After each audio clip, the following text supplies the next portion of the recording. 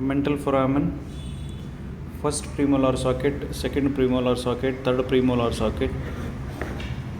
I'll show you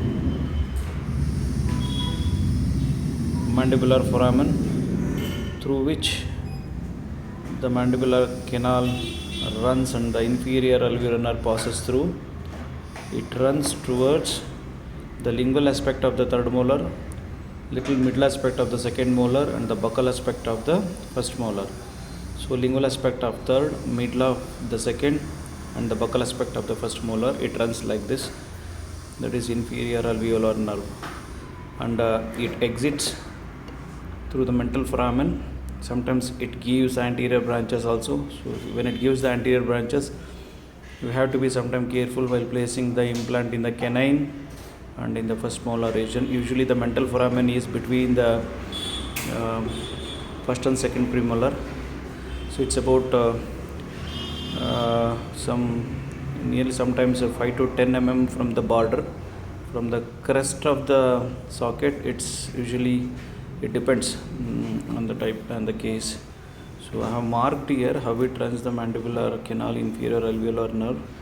So here what I wanted to say is, if there is atrophy of the mandible, here there is a good bone height is there. When there is an atrophy of the mandible, this mental foramen also lies close to the crest, and this mandibular canal also will be close to the crest of the tooth. Suppose if you are placing the implant in the second molar area, when there is an atrophy, how you will place?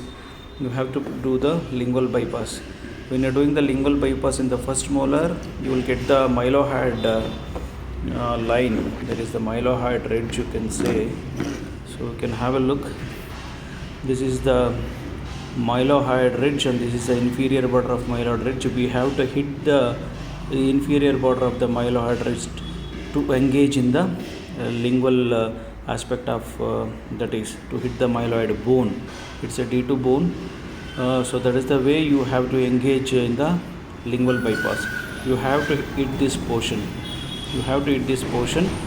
So when placing the implant in the second molar, this is third and second molar. So usually the mylohyoid ridge, the oblique line of the mylohyoid ridge is here. You can have a look. You can do lingual bypass when there is an atrophy, or you can do the buccal bypass also. Since it runs, mandibular canal runs little mid and little towards the lingual aspect, you can do the buccal bypass this way. Buccal bypass you can do. So, and also if there is no third molar, you can place the implant in the distal aspect, bypassing buccally. So never bypass. It's better not to bypass lingually in the second molar and third molar region. In the first molar region, you can bypass lingually and hitting the mylohyoid ridge and place the implant. So I have a case today, that is to place in the second molar.